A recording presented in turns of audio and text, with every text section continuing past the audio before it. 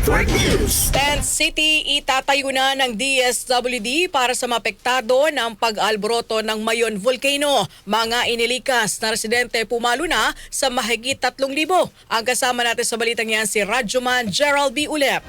RNN Tutok Bulkan.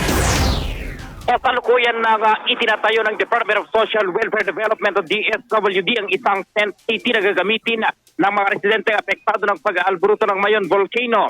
Sa direktiba ni DSWD Secretary Rex Gatchalian sa DSWD Field Office 5 o Bicol Region, ang pagtatayo ng tent city ay bilang pansamantalang tirahan ng mga pamilyang nanirahan sa 6-kilometer permanent danger zone of PDZ.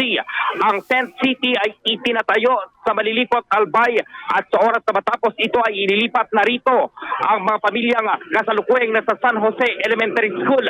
Bukod sa mas maayos na pasilidad para sa pamilyang apektado ng pag-alburuto ng bulkana, layon din ng pagtatayo ng tent city na muling paggamit ng mga mag-aaral ang mga silid-aralan para hindi maputol ang kanilang klase sa kabila ng bantarang pagputok ng bulkana. Sa huling datos ng DSWD, pumalo na sa halos 1,000 pamilya o katumbas yan ng 3,560 na individual ang inilikas sa Bicol Region dahil sa mataas na aktibidad ng bulkang Mayon.